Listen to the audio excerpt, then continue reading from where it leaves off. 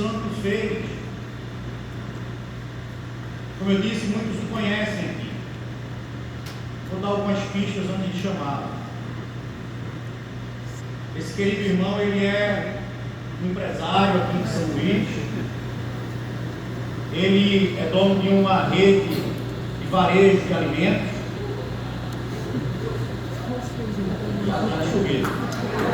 Quero chamar meu irmão, meu querido irmão Wilson Mateus, aqui à frente.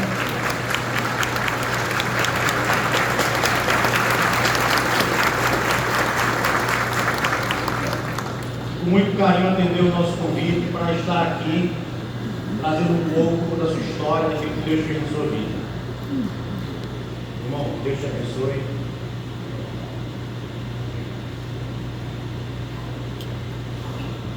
Nossa, deu um frio na barriga. Eu sou uma cartinha aqui para começar.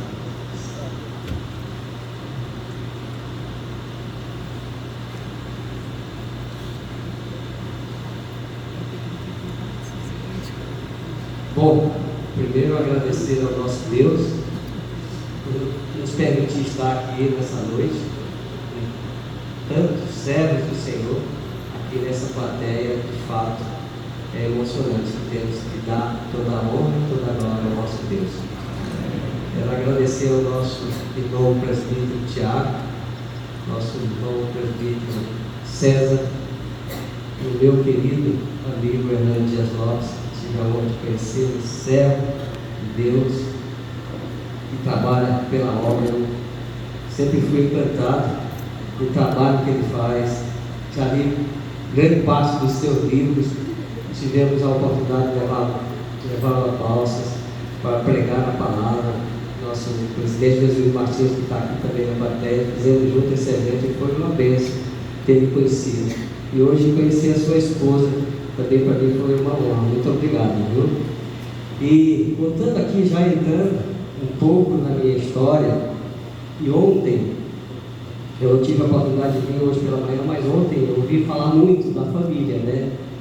E falava hoje mais cedo ali com o presbítero Tiago, e nós falávamos da família, né?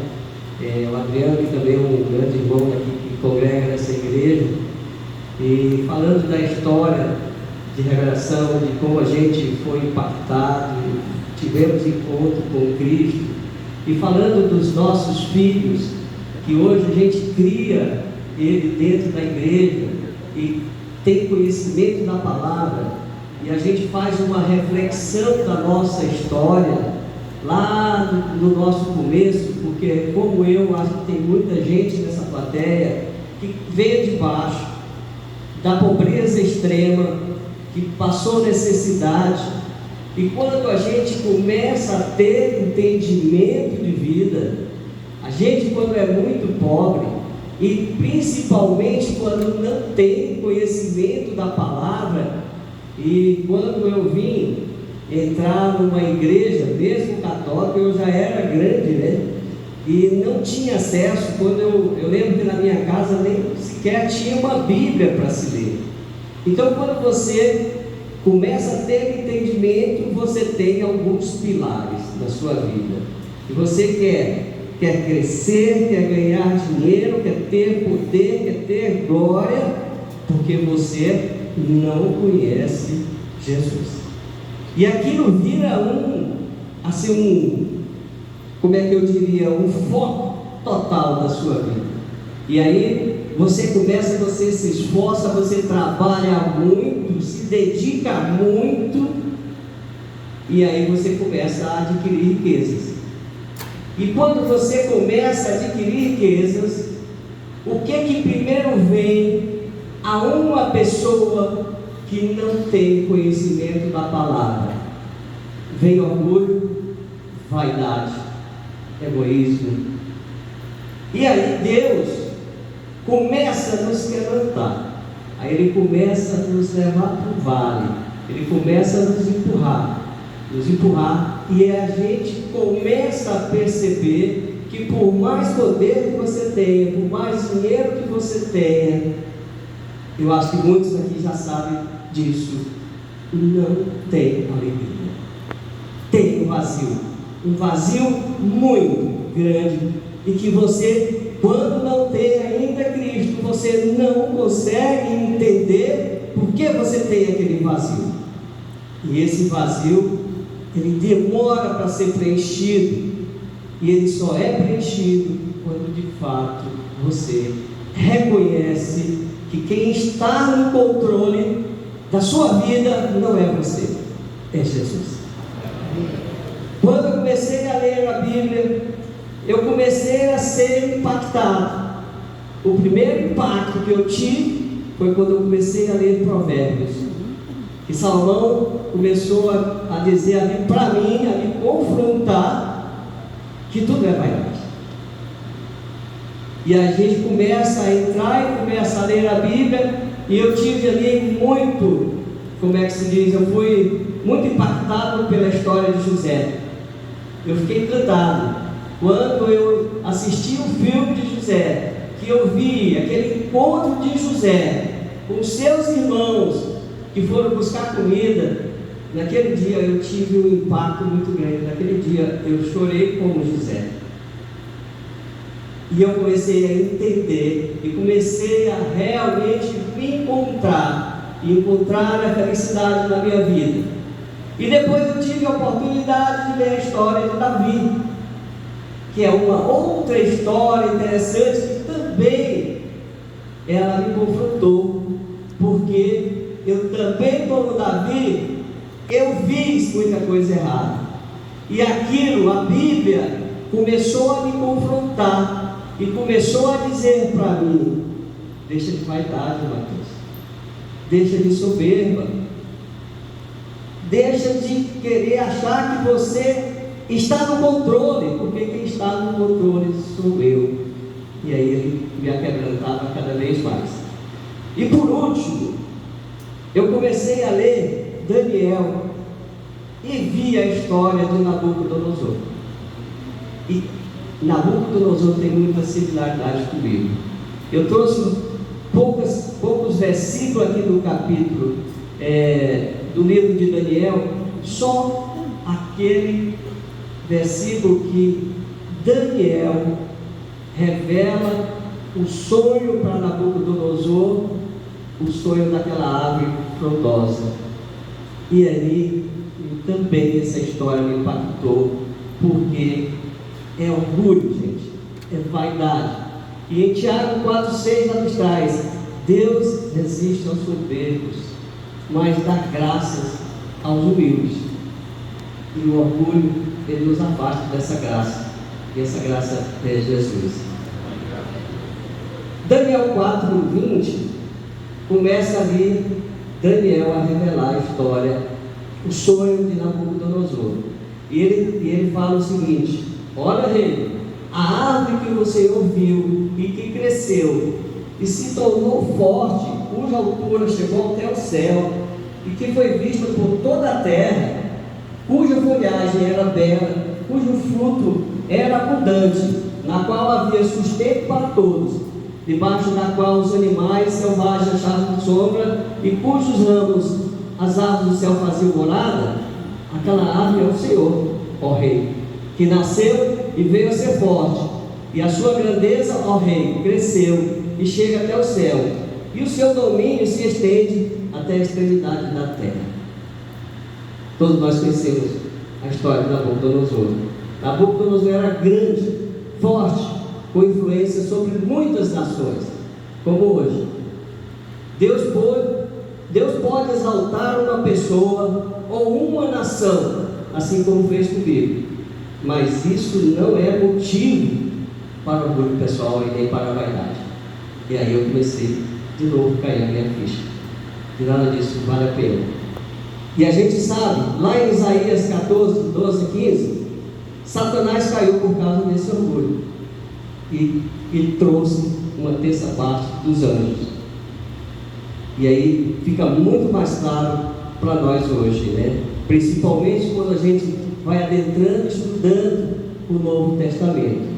E no versículo 23, Daniel contando, revelando esse sonho: quanto ao vigilante ou santo que o rei viu, que descia do céu e que dizia: cortem, destrua a árvore, mas deixe o toco com as raízes na terra, amarrado com correntes de ferro e de bronze, e em meio à erva do campo, que esse toco seja molhado pelo orvalho do céu, e que parte que lhe cabe seja como os animais selvagens, até que passe sobre ele 7 tempos.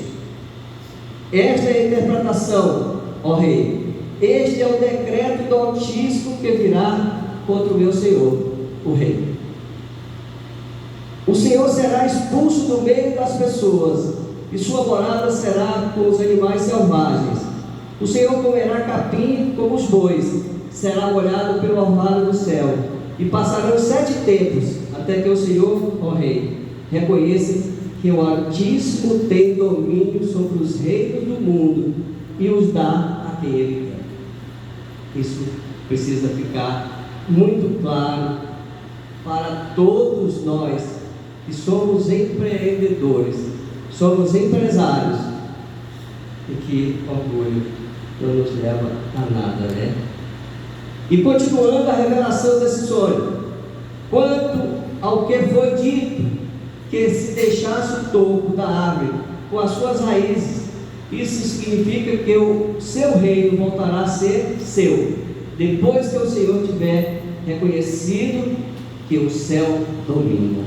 É Deus, mais uma vez, que está no controle, e não nós, pequenos, vermes, empresários, às vezes achando que somos o tal. O anjo ordena que a árvore seja cortada, mas o toco fica preso com ferro. Isso é o sinal de restauração pós-juízo.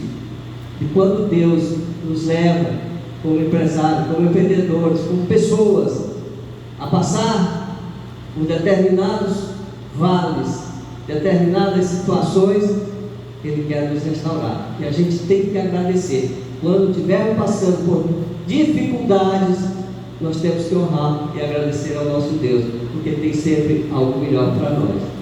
Eu já passei por muitos percalços, por muitas dificuldades, e em alguns momentos foi difícil entender e se render ao Senhor, mas no final tudo se resolve. O rei perderia sua glória e viveria como um animal por 7 anos. Isso seria de fato um grande juízo. E a gente sabe que Deus disciplina os que Ele ama. Está lá em Hebreus 12:6. Quando o orgulho toma o coração, Deus age para quebrantar. E no versículo 27, portanto, ó rei, aí aqui já Daniel dando um conselho para o rei. Portanto, ó rei, aceite o meu conselho, abandone os seus pecados, praticando a justiça, e acabe com as suas iniquidades, usando de misericórdia para com os pobres. Assim talvez a sua tranquilidade se prolongue. Então, Daniel aconselha o rei a se arrepender, fazer justiça e misericórdia aos pobres. Isso traz uma grande mensagem para a gente, que Deus sempre avisa antes de agir, e Ele dá tempo para as mudanças. E felizmente Ele me deu esse tempo para mim, de ter esse tempo, de me reconciliar com Ele e de buscar a Ele, porque hoje eu tenho consciência de que a minha vida eterna vale muito mais do que os recursos, porque recurso tem aqui grande parte da nossa equipe que está aqui, o Jesus Martins, nosso presidente, sabe o tanto que os nossos dias são turbulentos, cheios de muita dificuldade, porque quem está lá de fora de uma empresa não sabe o tanto de problema que tem uma empresa. Se ela é pequena, tem problemas ao tamanho, se ela é grande, aí os problemas aumentam. Para cada crescimento de uma empresa, os problemas aumentam 10 vezes. E isso nos mostra a nos rendermos. E quem está no controle não é eu nem só o nosso time, é o Senhor. E a gente se rende a Ele. No versículo 28, tudo isso de fato aconteceu com o rei Nabucodonosor. Passados-se 12 meses, quando estava passeando no terraço do palácio real, da cidade da Babilônia, o rei disse: não é esta grande Babilônia que eu construí para a casa real, com o meu grandioso poder e para a glória da minha majestade? E ele foi avisado por Daniel que ele ia cair, e que ele ia comer capim. E quantas vezes eu também não me sentia assim, cara, temos muito já, a empresa é forte, temos dinheiro, temos isso, temos aquilo, mas Deus nos trata, Deus nos leva para o vale. Enquanto o rei ainda falava, veio a voz do céu e disse: a você, rei Nabucodonosor, se anuncia o seguinte: este rei lhe foi tirado. Se cumpriu a promessa 12 meses depois. E hoje a gente está lendo a Bíblia. Esses dias nós estávamos na escola bíblica, o João Pires, que é um grande professor da nossa escola bíblica, falando de Jeremias, que foi um profeta que mais, como é que se diz, levou o juízo, falou de juízo para todos os reis de Israel. E durante 40 anos ele serviu a Deus, e Deus falou ali no capítulo de Jeremias: cara, tu tem que ir lá, e tu tem que falar, e se tu não falar, tu vai saber comigo, né? E hoje, quem é o profeta que nos confronta? É a Bíblia, gente. A Bíblia que me confrontou, e que confrontou os irmãos que estão aqui, que vai confrontar muitos daqueles que querem a salvação, né? E a gente sabe que o orgulho cega. Quando ignoramos os alertas de Deus, a gente já sabe que a queda é certa.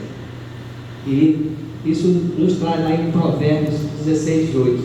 Antes da ruína vem a soberba, e o espírito orgulhoso prevalece a queda. E agora, gente, eu trago aqui para finalizar, pastor Hernandes, já me entrego a palavra para você. A principal parte, a mais importante de tudo que eu vim falar para vocês aqui, é que a humilhação, a tribulação produz humildade.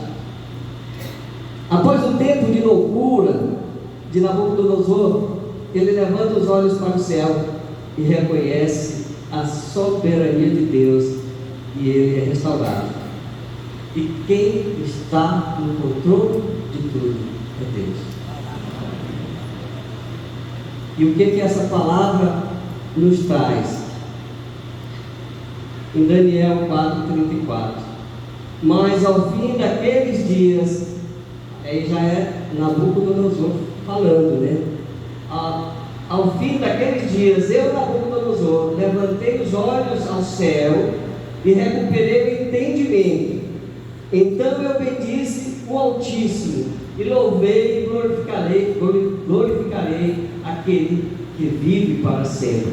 O seu domínio é eterno e o seu reino se estende de geração em geração. É bonito de ver isso, um rei ímpio reconhecer que Deus é soberano. Agora eu, Nabucodonosor, louvo, engrandeço, glorifico o Rei do céu, porque todas as suas obras são verdadeiras e os seus caminhos são justos. É ou não é, gente? Ele tem poder para humilhar os orgulhosos, como eu era e como queria ser. E esse orgulho se acabou quando eu reconheci. E hoje eu quero aqui, diante de vocês, reconhecer que Jesus é o meu oleiro, e Ele fez de mim um vaso novo, como fez naquele capítulo de Jeremias. Obrigado, gente. Que Deus possa ser o nosso oleiro.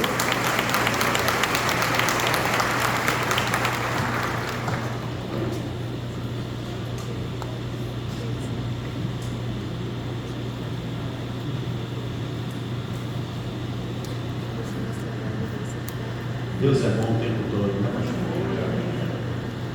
Deus faz maravilhas. Meus irmãos, a luz para o caminho